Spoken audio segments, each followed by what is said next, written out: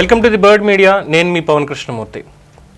ఆంధ్రప్రదేశ్లో విద్యా వ్యవస్థకి సంబంధించి ప్రణాళికలు రచిస్తూ సమూలంగా ప్రక్షాళన చేయాలి అనేటువంటి ఒక ఉద్దేశంతో విద్యాశాఖ మంత్రి నారా లోకేష్ పనిచేస్తూ వెళ్తూ ఉంటే డిఎస్సి 5 ఏళ్లలో నిర్వహించినటువంటి మెగా డిఎస్సిని నిర్వహించి 16,343 మందికి ఉద్యోగ అవకాశాలు టీచర్లుగా కల్పించి నియామక పత్రాల పండుగ నిన్న జరుపుకుంటే ఓర్వలేనటువంటి వాళ్ళు, విపక్షాలకు సంబంధించినటువంటి వాళ్ళు దాని మీద తప్పుడు ప్రచారం చేయడం ఎంతవరకు సమంజసం? ఎందుకు అనంటే లోకేష్ నిర్వాహకంతో ప్రభుత్వ పాఠశాలల్లో తగ్గిపోయిన విద్యార్థులు, ప్రభుత్వ పాఠశాలల్లో తగ్గిపోయిన విద్యార్థులు అని చెప్పి చంద్రబాబు లోకేష్ శాతకానితనంతో భారీగా తగ్గిన విద్యార్థులు అని చెప్పి సాక్షిలో ఎడిటోరియల్లో వాళ్ళ ఛానల్ కావచ్చు, పేపర్ కావచ్చు వేశారు. సోషల్ మీడియాలో వికృతంగా ప్రచారం చేస్తూ వచ్చారు.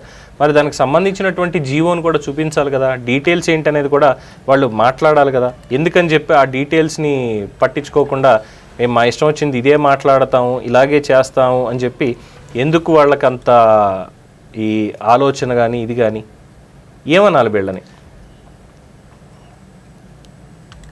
ఎందుకు ఈ మాట అనాల్సి వస్తుందంటే ఇన్ డీటెయిల్డ్గా మనం ఒకసారి చూసినట్టయితే విద్యాశాఖకి సంబంధించినటువంటి దాంట్లో ఎంతవరకు డీటెయిల్స్ ఉన్నాయి, జీవో ప్రకారం ఇచ్చినటువంటి ఆంధ్రప్రదేశ్ లెజిస్లేటివ్ కౌన్సిల్లో ఇచ్చినటువంటి సమాధానం, క్వశ్చన్ అడిగినటువంటి వాళ్ళు దానికి సంబంధించి will the minister for human resources development be please to state,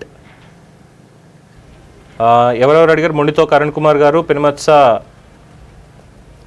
వరాహ వెంకట సూర్యనారాయణరాజు గారు, తూమాటి మాధవరావు గారు నోటీస్ ఇచ్చారు సెషన్ 48లో. ఎల్సీక్యూ నెంబర్ 14004 స్టార్డ్ అంటే చాలా ఇంపార్టెంట్ అని. The number of students studied in the academic year of 24-25 and 25-26 in the government schools. Whether it is a fact that students enrollment in government schools has significantly declined in the academic year 25-26. So, if so, the number of government schools affected and the reasons therefore. ఇది అడిగినటువంటిది. Answers school education department వాళ్ళు ఇచ్చినటువంటిది. Answer question 1కి enrolment is given in annexure, B no sir, C does not arise. ఏం చెప్పారు? Reasons ఏమైనా ఉన్నాయా? అసలు అలాంటి రీజన్స్ ఏం లేవు.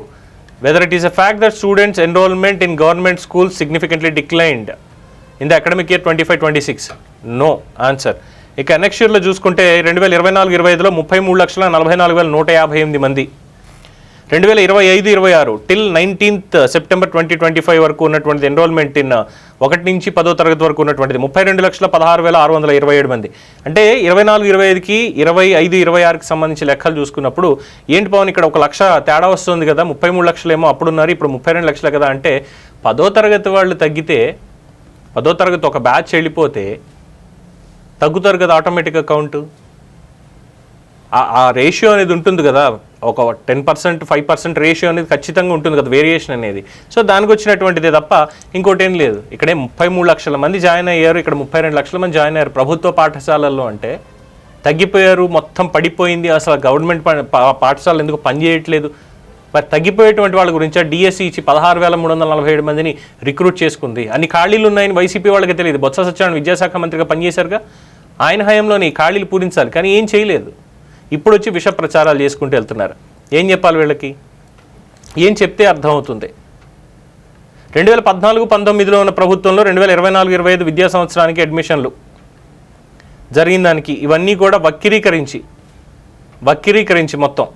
సో ప్రభుత్వ పాఠశాలల్లో ఉన్న విద్యార్థుల సంఖ్య 2019-2020 విద్యా సంవత్సరంలో 1వ తరగతి నుంచి 10వ తరగతి దాకా మన హాయంలో ఉన్నటువంటిది 37,83,608. 2024-25కి వచ్చరికి 33,44,158.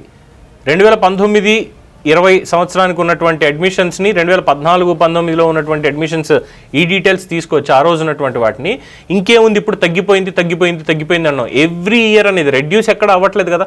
కరోనా టైంలో చూసాం మనం ఏ విధంగా రెడ్యూస్ అయింది. మళ్ళీ తర్వాత ప్రైవేట్ కాలేజ్ ఫీజులు, స్కూళ్ళ ఫీజులు ఇవన్నీ పెరిగేసరికి ఏ విధంగా మళ్ళీ గవర్నమెంట్ పాఠశాలకు వచ్చారు. ఇప్పుడు కూడా లోకేష్ చెప్పేది ఏంటి? నాకున్నటువంటిది ఒకే ఒక్క పాయింట్, నేను no admission boards no admission boards అంటే మొత్తం ఫుల్ఫిల్ అయిపోవాలి ప్రతి పాఠశాలలో అని చెప్పారు. అలాగే ఆంధ్రప్రదేశ్ ప్రభుత్వ పాఠశాలకి ప్రతి తరగతికి కూడా 9,000 బడుల్లో ప్రతి తరగతికి కూడా ఒక ఉపాధ్యాయులు ఉన్నారు. ఇది భారతదేశంలో ఏ రాష్ట్రంలోనూ కూడా ఇంత లేదు అని చెప్పుకుంటూ వచ్చారు. ఇది మనం సాధించిన ఘనత అని. అలాగే ఇప్పుడు ఇంకో 16,000 మంది టీచర్లు వచ్చారు. మళ్ళీ వచ్చే సంవత్సరం డిఎస్సి ఉంటుంది, మళ్ళీ వచ్చే సంవత్సరం డిఎస్సి ఉంటుంది. ఇవి పట్టించుకోకుండా విద్యా సంవత్సరానికి సంబంధించిన విషయాల మీద, విద్యార్థుల మీద, విద్యా వ్యవస్థ మీద విషం చెమ్మడం అంటే ఎవరిని నాశనం చేద్దామని ఇక్కడ. ఇది కాస్త ఆలోచించుకోవాలి చేసేటువంటి వాళ్ళందరూ. సో దీని మీద మీ అభిప్రాయాన్ని కామెంట్స్ రూపంలో తెలియజేయండి. చూస్తూనే ఉండండి ది బర్డ్ మీడియా. ఈ వీడియో కనుక మీకు నచ్చినట్టయితే లైక్ చేయండి, షేర్ చేయండి, సబ్స్క్రైబ్ చేయండి. అలాగే పక్కనే ఉన్న బెల్ ఐకాన్ని క్లిక్ చేయండి.